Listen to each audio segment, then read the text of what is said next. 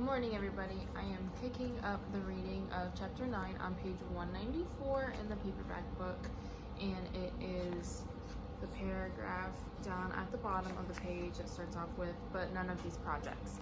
Okay. But none of these projects ever come anywhere near realization, and none of the three superstates ever gain a significant lead on the others. What is more remarkable is that all three powers already possess, in the atomic bomb, a weapon far more powerful than any that their parent researchers are likely to discover.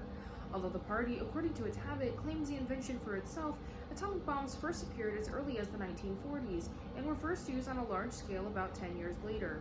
At that time, some hundreds of bombs were dropped on industrial centers, chiefly in European Russia, Western Europe, and North America. The effect was to convince the ruling groups of all countries that a few more atomic bombs would mean the end of an organized society, and hence of their own power.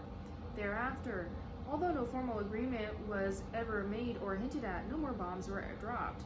All three powers merely continued to produce atomic bombs and store them up against the decisive opportunity which they all believe will come sooner or later. And meanwhile, the art of war has remained almost stationary for 30 or 40 years. Helicopters are more used than they were formerly. Bombing planes have been largely superseded by self-propelled projectiles, and the fragile movable battleship has given way to the almost unsinkable floating fortress. But otherwise, there have been little development.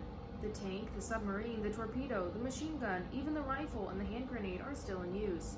And in spite of the endless slaughters reported in the press and on the telescreens, the desperate battles of earlier wars in which thousands or even millions of men were often killed in a few weeks have never been repeated. None of the three superstates ever attempts any maneuver which involves the risk of a serious defeat. When any large operation is undertaken, it is usually a surprise attack against an ally. Remember how we just switched from Eurasia to East Asia? So most likely, Oceania launched a surprise attack against one of them. The strategy that all three powers are following, or pretend to themselves that they are following, is the same.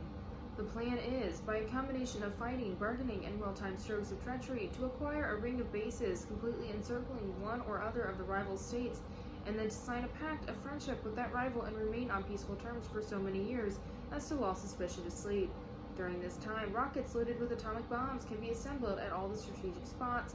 Finally, they will all be fired simultaneously, with effects so devastating as to make retaliation impossible. It will then be time to sign a pact of friendship with the remaining world power in preparation for another attack. This scheme, is hardly necessary to say, is a mere daydream, impossible of realization. Moreover, no fighting ever occurs except in the disputed areas around the equator and the pole. No invasion of enemy territory is ever undertaken. This explains the fact that in some places the frontiers between the superstates are arbitrary. Eurasia, for example, could easily conquer the Britain Isles, which are geographically part of Europe. Or, on the other hand, it would be possible for Oceania to push its frontiers to the Rhine or even to the Vistula. But this would violate the principle, followed on all sides though never formulated, of cultural integrity. If Oceania were to conquer the areas that used once to be known as France and Germany, it would be necessary either to exterminate the inhabitants, a task of great physical difficulty, or to assimilate a population of about 100 million people, who, so far as technical development goes, are roughly on the oceanic level. The problem is the same for all three superstates. It is absolutely necessary to their structure that there should be no contact with foreigners, except to a limited extent with war prisoners and colored slaves. Even the official ally of the movement is always regarded with the darkest suspicion. War prisoners apart, the average citizen of Oceania never sets eyes on a citizen of either Eurasia or East Asia, and he is forbidden the knowledge of foreign languages. If he were allowed contact with foreigners, he would discover that they are creatures similar to himself, and that most of what he had been told about them is lies. The sealed world in which he lives would be broken, and the fear, hatred, and self-righteousness on which his moral depends might evaporate. It is therefore realized on all sides that however often Persia or Egypt or Java or Ceylon may change hands, the main frontiers must never be crossed by anything except bombs. Okay, so let's break that down. So essentially Goldstein is saying that these superstates could very easily take over these other countries if they wanted to, but the issue then becomes you have all these new people that are a part of your land. What do you do with them? So they said that they could attempt to assimilate them into the population, but that's a really large group. So the only other option is to completely wipe out the new population that you just gained, which wouldn't really make any sense either. And if you did gain those people into your group, then people in Oceania would be able to go to that part of this new country and see those people and then realize that they weren't as different as the party had been telling them for so long. And if you have been told, oh, well, they're so different, they're horrible, blah, blah, blah, for so long, but then you go and you see them and you talk to them and discover that they aren't actually that different from you, then the spell of the party is broken and you won't have any war hatred anymore or hysteria or anything like that, because you've realized that the party and what they told you was a lie. Under this lies a fact never mentioned aloud but tacitly understood and acted upon, namely that the conditions of life in all three superstates are very much the same. In Oceania, the prevailing philosophy is called Ingsoc. In Eurasia, it is called Neo-Bolshevism, and in East Asia, it is called by a Chinese name usually translated as death worship, but perhaps better rendered to obliteration of the self. The citizen of Oceania is not allowed to know anything of the tenets of the other two philosophies, but he is taught to execrate them as barbarous, outrageous upon morality and common sense. Actually, the three philosophies are barely distinguishable, and the three social systems which they support are not distinguishable at all. Everywhere there is the same pyramidal structure, the same worship of a semi-divine leader, the same economy existing by and for continuous warfare. It follows that the three superstates not only cannot conquer one another, but would gain no advantage by doing so. On the contrary, so long as they remain in conflict, they prop up one another, like the sheaves of corn.